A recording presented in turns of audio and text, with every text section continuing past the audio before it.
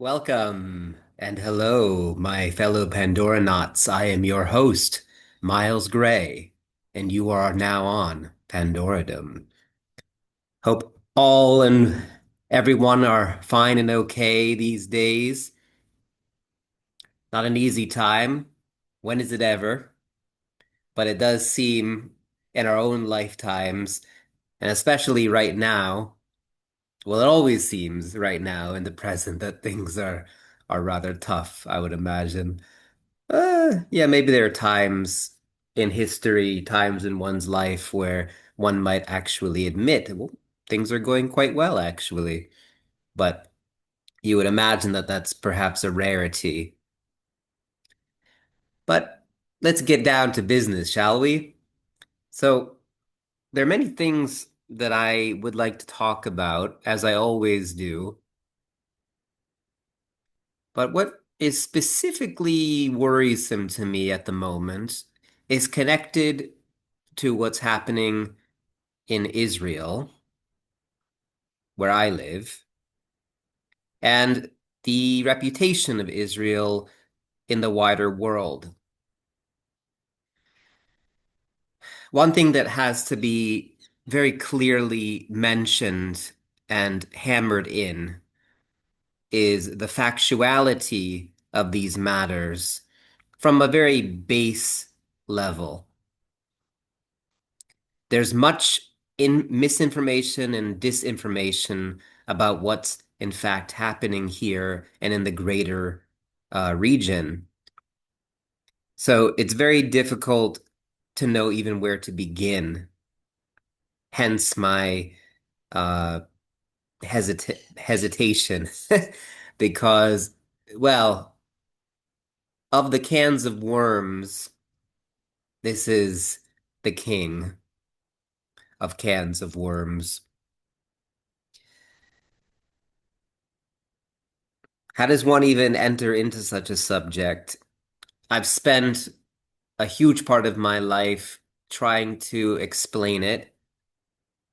And after a certain amount of explaining, or a certain amount of trying to get to the deeper depth of the matter, it's not that you become jaded necessarily. It's just that you become so experienced in the thing that you can't help but become nuanced.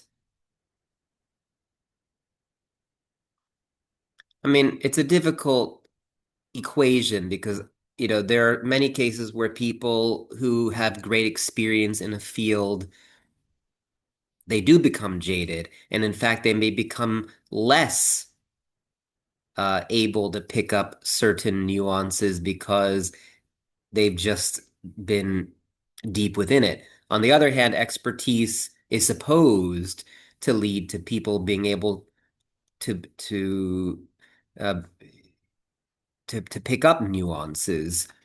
You would expect a doctor with many years of experience to almost intuitively pick up certain off things. You would hope he or she or they would. I mean, in a way, you're trusting them to do so. So I think it depends. I mean, you can imagine a guy who has been working in a job for 40, 50 years, and after a while, much of it becomes so routine that he doesn't necessarily catch everything anymore because he's getting close to retirement, for example, and he kind of lets it go. So that's one scenario, which I think happens. But then you have other scenarios where you have people who their expertise becomes almost second nature. So they do pick up on those nuances and very little gets past them.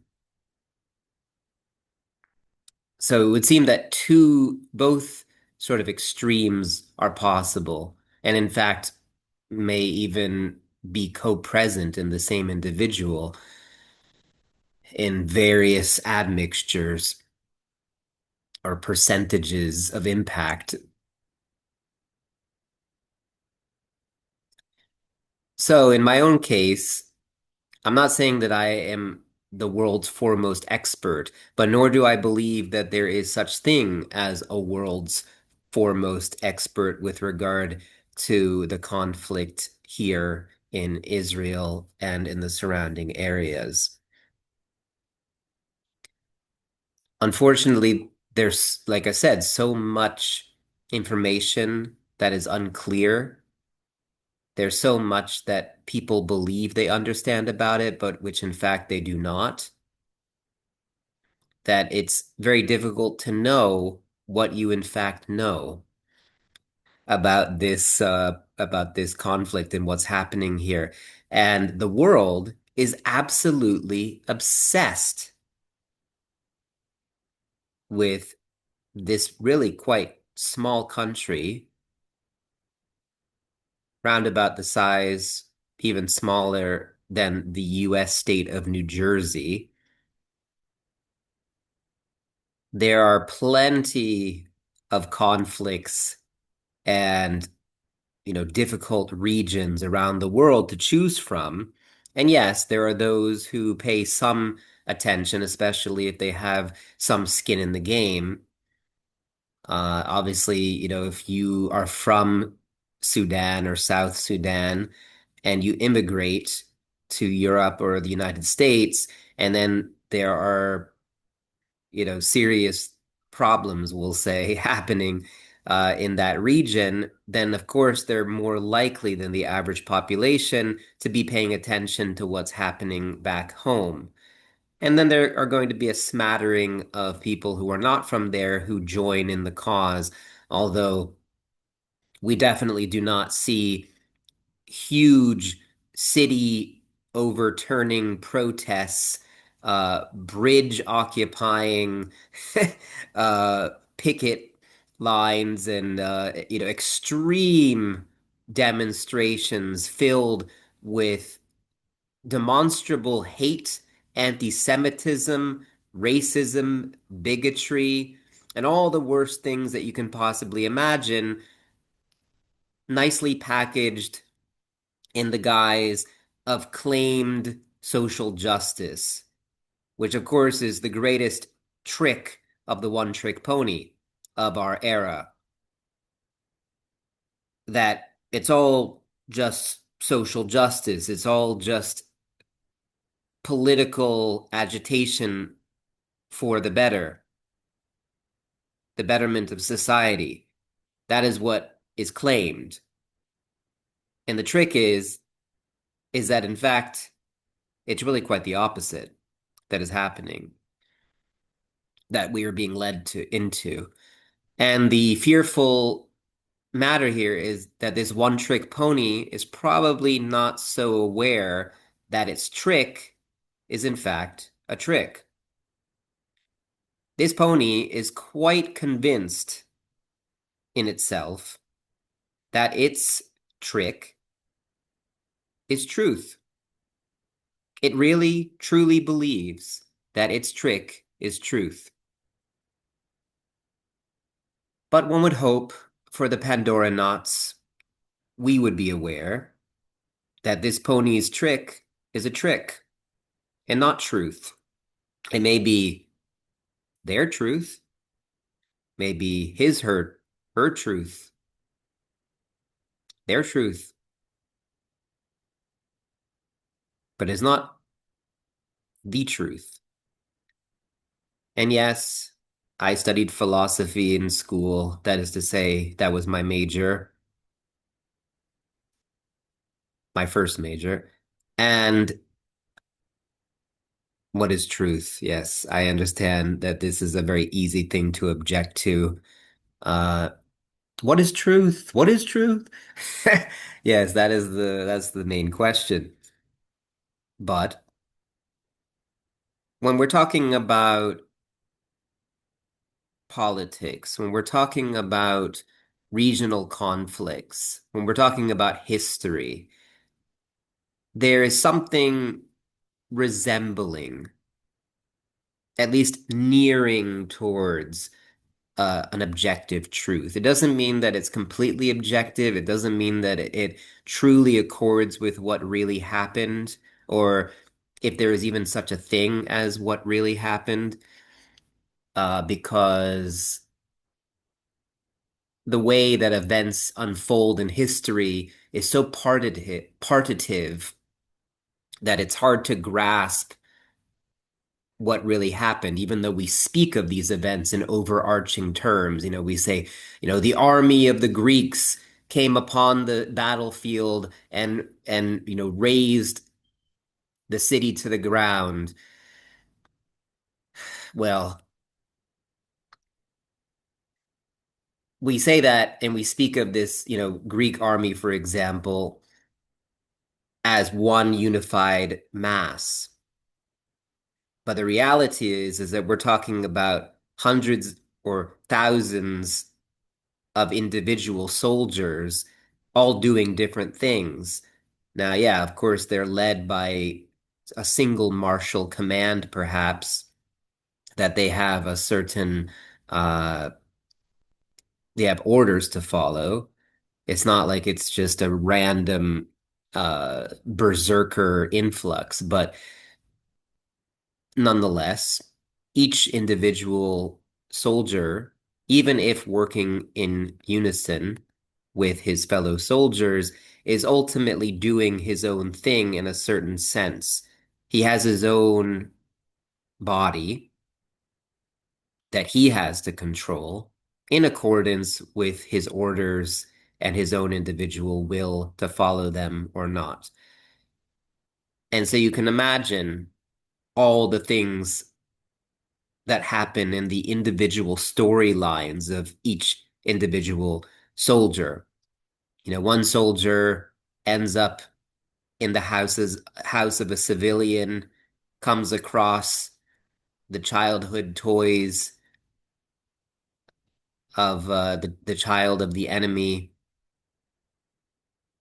and it reminds him of his own kid, and he just stands there in this broken bedroom crying over this enemy child's toys, reminding him of his own child back home.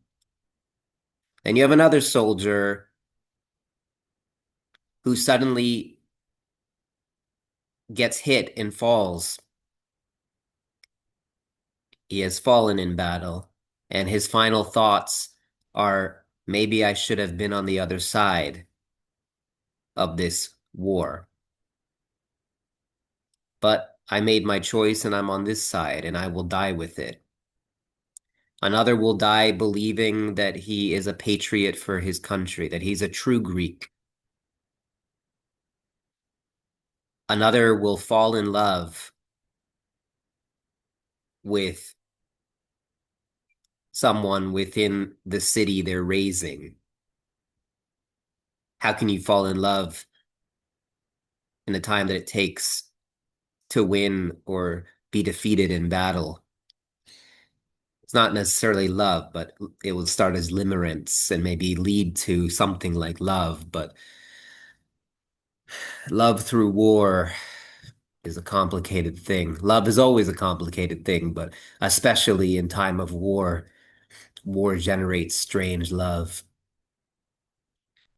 And so my point is that all of these individual soldiers they represent a menagerie of different fates. But when we speak of it in terms of history, we talk about the Greek army, it raised this city, period. And so, yeah, we can speak of it in those terms, and it's relatively accurate, but it doesn't really explain or take into account the full individual stories of each soldier. That if we were to, in fact, somehow if we were able to take into account all these separate stories of these individual soldiers, we might not be so ready to say that, oh, yeah, the Greeks came to that city and they raised it. Maybe the feeling would be that, yeah, 30% of them were involved with the raising, but there were actually 25% that were essentially not really taking part in what they were more or less supposed to be doing. And they just sort of stopped doing their duty mid-battle because they just couldn't bring themselves to do it. Of course, it would go unrecorded because of the fog of war, especially at such an early date. I'm assuming this is in antiquity. This is made up, by the way. I mean, it could be something real, but I'm not talking about any specific battle here. And I'm just using the Greeks as an example. I hope that was understood. And it's I suppose I'm thinking of it in terms of the poet Cavafy, the Greek poet, or Alexandrian poet Cavafy. He often had poems of this variety, things about the Greeks and sort of Hellenic themes. So yeah, it's a very curious thing. I mean, you might not be so ready to say, okay, yeah, that's exactly what happened. I mean, we can say, yeah, in a sort of statistical mean or average sense, yes, that's what happened. I can average all of those individual stories into a single mean occurrence that more or less ultimately the city was raised. We can say the city was raised. But what really led up to that in terms of the full individual stories of each soldier is much less clear. In fact, in terms of intentionality and so many other aspects, can give you a totally different reading of what happened, were you to know. And it's not even clear if it's possible to know. And so you have issues like that when you look at history. Nonetheless, you can get an idea of the general outcome of events, and there is a certain nearing to something like objective truth, at least on the general plane of the here and now, on what I would call the first tier of philosophical uh, consciousness. I mean, if you want to get into deeper philosophy, yeah, we can talk about there's sort of the other tiers of consciousness where you might say, oh, well, I mean, what you think of objective truth in the sort of practical world is not objective truth, in fact. And that's another, you can get into that, but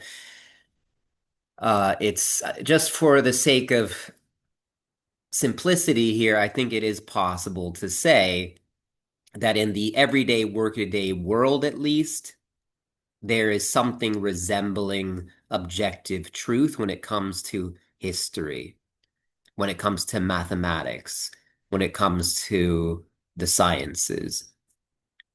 Obviously, including history along with the sciences and math is a little bit problematic.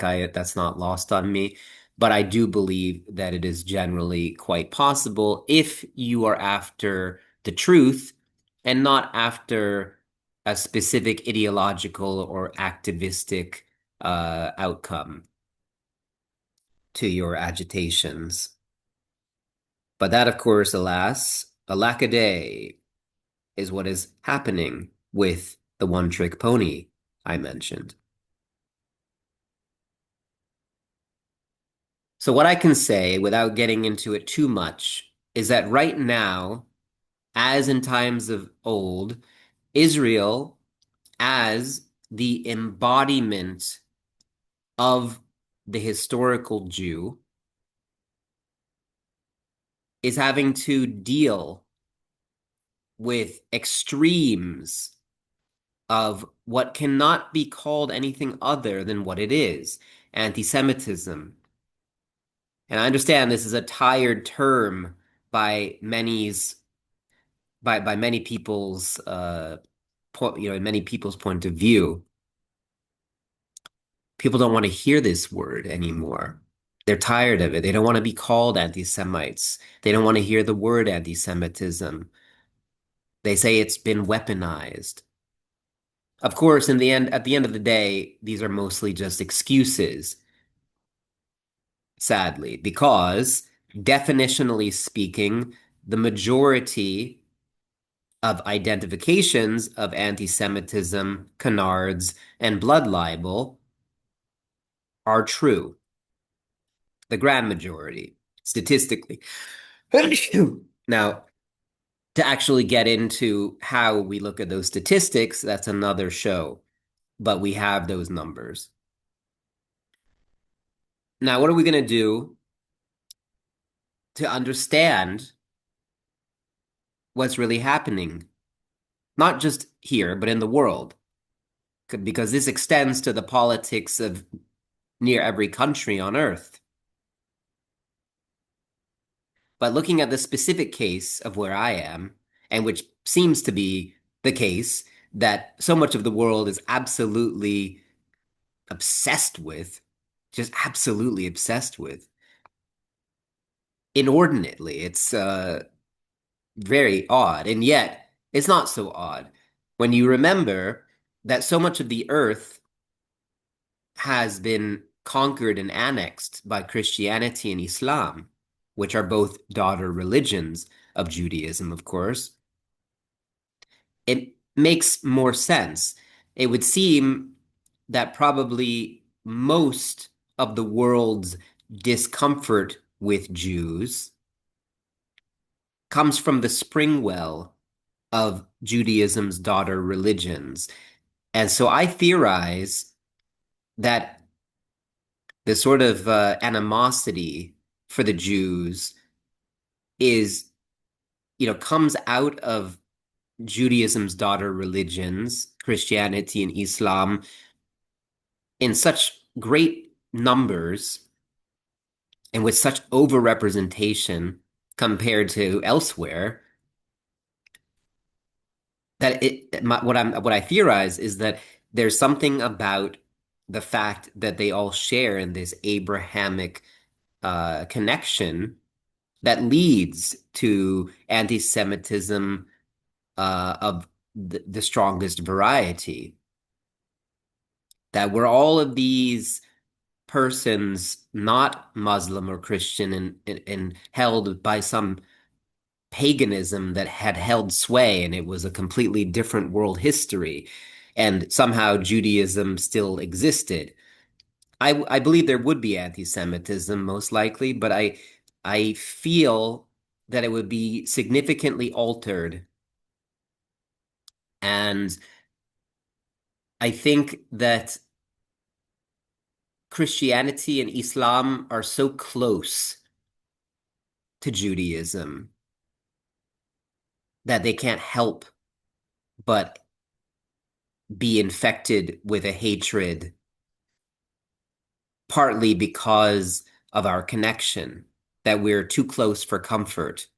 Now, I'm not saying that all Christians and all Muslims have this issue, but we know from history and we know from contemporary events, or rather current events, that there is a serious statistical problem stemming from these two sources with regard to anti-Semitism. And I'm not just talking about religion itself in the normal sense from within the bounds of the church or of the masjid.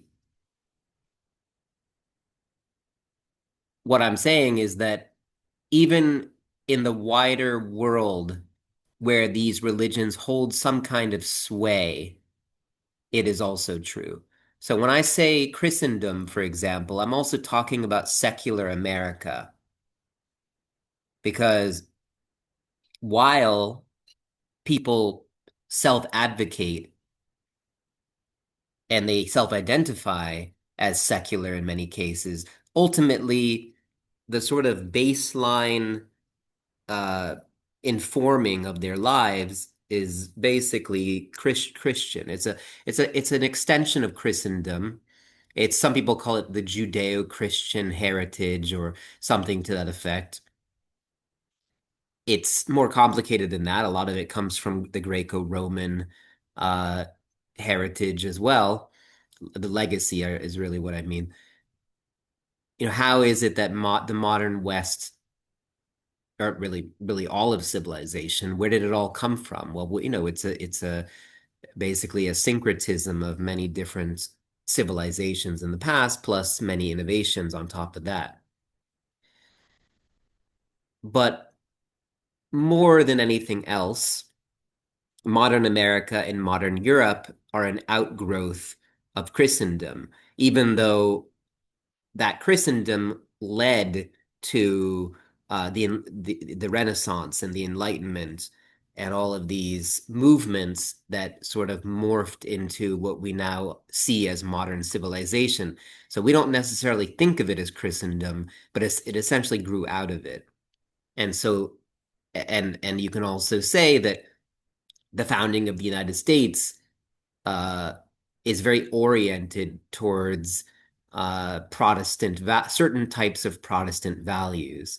And that is carried on even into today's America, but in ways that are significantly altered or camouflaged that it's not necessarily obvious to non-anthropologists. And then likewise, in the Muslim world, also very syncretic, uh, but in this case, it's not informed by a base of Christendom. It's informed by a base of, I would argue, two major sort of substrates. One is pre-Islamic Arabian paganistic, the pre-Islamic paganistic legacy, and on the other hand, the more recent Muslim legacy, which itself is greatly informed by that pagan legacy foregoing. And it informs even the most secular of countries. I mean, there's not really much of a nothing, there are not really any truly secular countries in the Middle East. I mean, there will be people who will argue that there are. I've been to many of them. I study them not exactly for a living, but something close to that. And I can say that there really is no such thing as a truly secular country in the Middle East. I don't know if there's a truly secular country in the world, honestly. I mean, I think the common view is that, of course, there are. I mean, some people might say that Australia is essentially a secular society, but is it really? The values that underpin the society and how it arranges itself, is it truly secular? Norway, Sweden, truly secular? Not even close. Not even close. Even for the people who think of themselves, who pride themselves in being secular or atheist or anything, they're still informed at the deepest level of their person by what are essentially religious legacies, even if they don't practice. It informs your being anthropologically. That's my point. So that even in Israel, for example, where the majority of people currently are secular, they're deeply informed by their Jewish heritage, by the Jewish legacy. Or if you are a culturally Arab Israeli, then you're going to be deeply informed by, even if you're secular or non-practicing, by Islam or Christianity. And you also have Druze and other minorities in Israel who will be informed by other sort of background legacies. Even when you're secular or non-religious, that's my point, that it extends, you can't really escape it, is what I'm trying to say. You can't truly escape what you come out of.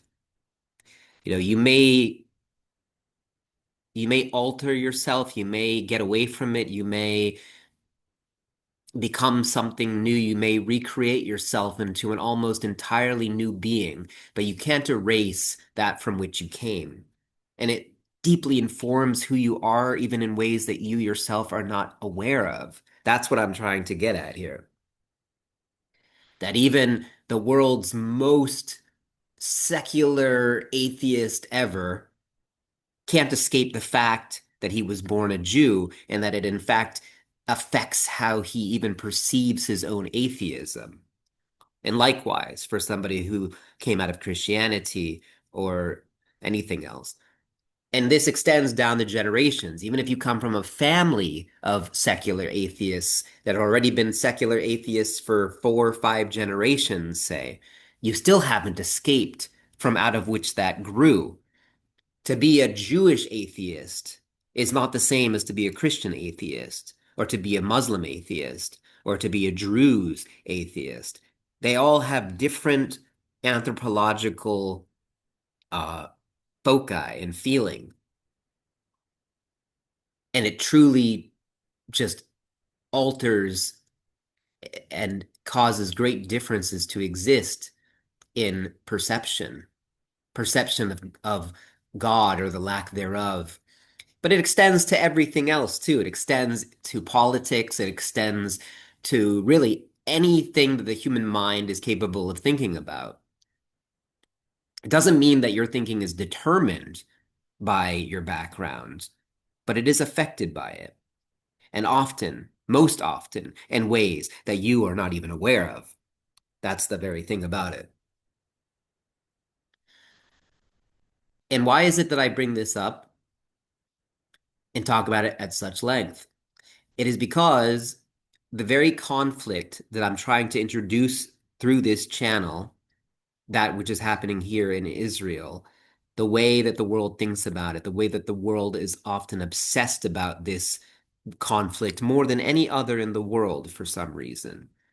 Part of it, like I said, it has to do with the fact that people come out of a Christian or a Muslim background, out of that legacy that grew out of Judaism itself, and then is coming full circle back around to Israel. That is to say, it started in Israel in ancient times, spread out, got picked up essentially in Christianity and Islam, and then they spread throughout the world. And now they're coming. Now it comes back to Israel again in circles upon circles upon circles.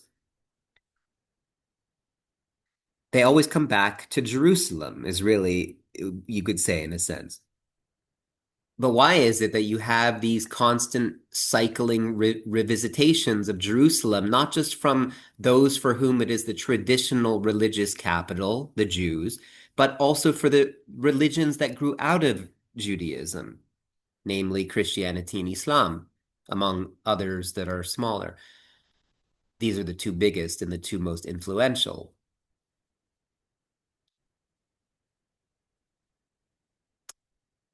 So we can say that that probably plays a role in this obsession.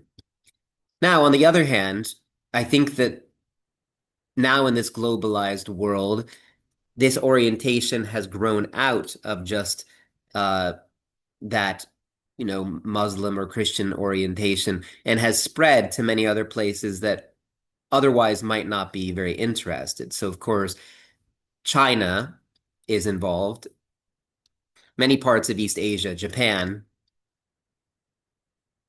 places that you wouldn't really necessarily call Christian or Muslim. Now, Indonesia, for example, we would call Muslim. The Philippines, we would call largely Roman Catholic or Christian. So there are places that are already sort of in this greater whatever, of Christian Muslim. Places like Japan, yeah, of course, you have people who have converted. You have traditions of Christianity to some degree, or Islam or other religions as well. But generally speaking, Japan, I would say, is primarily informed, I believe, by Buddhistic and Shinto oriented beliefs. It's dominated, I believe, by by those two systems, even for people who consider themselves secular. And in China, traditionally, we have Confucianism, Taoism, Buddhism, and a few other systems. And they exist to some degree. There's Falun Gong as well, etc., which is greatly persecuted. Uh,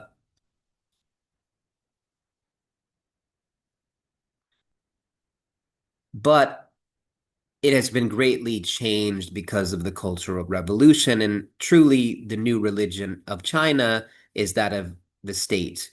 Or I think was it Deng Xiaoping who said something? I think it was when I was used to live there back in I believe it was something like socialism with Chinese characteristics. That I never forgot that line. Uh, Something like that. But that's essentially the state religion, and it's also the religion of the people, whether they like it or not. And that was my experience while I lived there.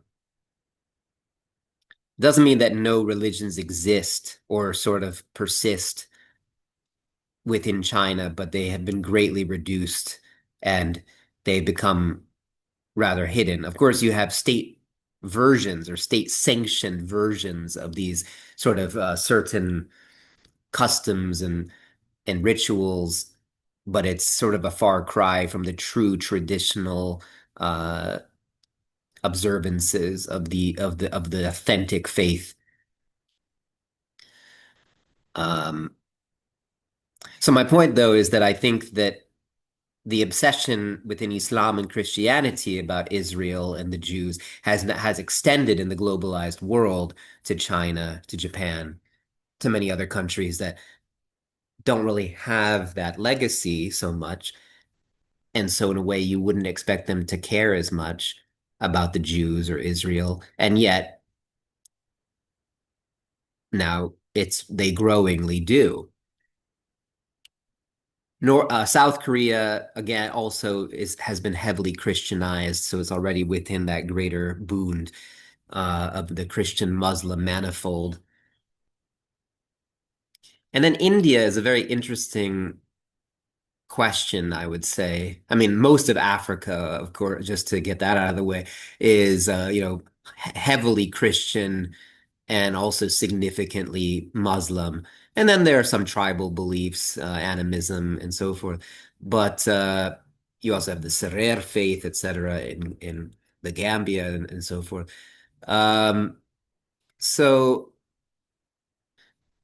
that's Africa. To simplify it, I mean, there's a lot more. There's also Judaism in Africa, of course, and Hinduism and many other forms of religion. But the grand majority are part of the Christian Muslim manifold. Now, although it's hard to say because I do believe that some of the traditional folk systems make their way into these religions, and so you sometimes wonder though, like to be a Christian in Africa, is that the same thing to be a Christian in South America, where the sort of syncretic element between the sort of old indigenous faiths mixing to some degree with the now the adopted faith, it comes in different admixtures. So in a way, you do wonder, like maybe it's truly qualitatively distinct to be a South American Christian versus an African Christian. But you can divide it even further down. You can go within Africa and say, how is I don't know, a Nigerian Christian different from a Madagascar Christian or a Malagash Christian? How is a Brazilian Christian different from a Chilean Christian? But you can also go further down, within Chile or within Brazil. So it's really endless. You could get down to the level of villages. How different is the Christianity of this village from this village?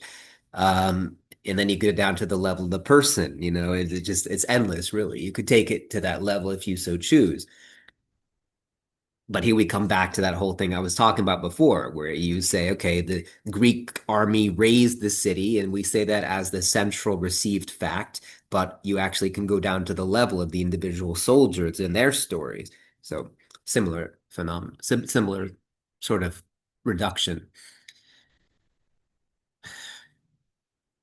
So it is my belief that one of the greatest drivers of the obsession with Israel and the Jews is the Christian Muslim manifold. Two daughter religions of Judaism, and Judaism, this is the Jewish state. So that is what I'm saying. And we will explore this as we go forward. Okay. The whole point of this is to set up for further uh, sort of talks we'll have here on Pandoradom if you're interested. And then we'll get into the deeper sort of not ruts, but the deeper questions of what is happening here in Israel. And we'll talk about specific events. We'll talk about what anti-Semitism in fact means, what it means to be anti-Israel or pro-Israel, to be Zionist or anti-Zionist, and so on and so forth. We'll talk about it in much greater depth. But I'm trying to set it up, ask these questions as to why. Why is this even a question? Why such disinformation? Why such lies? Why such blood libel against the world's one Jewish state? And I will say it's most important to point this out. And I just took a class in this, by the way, in civics, that even though it's characterized Israel as the world's one Jewish state, ultimately we are a democracy, a very modern and free democracy, with all the problems that we may have, nonetheless, a very free and vital democracy. But it has certain Jewish characteristics, but it is by no means a theocracy. Yes, there are individual people who say, "Oh yeah, well you can only get married under the auspices of a religious official, whether you be Muslim or Jewish or Christian and so forth. That there's no civic or no civil marriage. Is that right? Uh, you have to go to Cyprus or somewhere else, and then it will be recognized, the marriage, but you can't actually get married uh, in that way with on Israeli soil and have it be recognized currently. And that's a big deal for many secular Israelis today. It's an internal issue.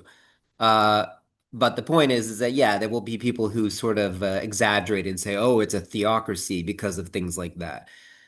To me, that if you've actually ever lived in a true theocracy, you know that that's complete nonsense. That yeah, this is it's a maybe a theocratic aspect, but the general fabric of Israeli government and society is absolutely democratic. So, and these little things like that are we the fact that we can even talk about it in this way attests to the fact that this is a very vital democracy, or that is to say, a democracy that is alive and breathing and thriving. Now, there's much of the world that they say, "Oh, that's propaganda. You're a liar. It's Hasbara." Well, I can assure you it's not. This is the reality on the ground, and we'll get into the reasons just how that is the case as we move forward in Pandora. Now, we're not just going to talk about this, though. We will talk about many, many things. We're going to talk about space. We're going to talk about uh, terraforming of planets, talk about the colonization of other planets. Yes, colonization. Yes, of course. Yes, I know. This is such a politicized term and is so greatly misunderstood and is just misconstrued constantly because of critical theory, largely. And we'll get into that too. We will get into politics. We will get into world history and local history. We will get into things that you never imagined before, strange episodes in time, people known as circus freaks and their stories, mad scientists, poets, troubadours of the ancient past. We will talk about all of these things and how they're relevant to you and how they fit into the world of Pandoradom. You have been on Pandoradom. Thank you for joining us. I am your host, Miles Gray, and I look forward to talking to you again soon. You guys are amazing. I'm searching. Here we go. Goodbye. Great to talk to you all, my fellow Pandoranauts.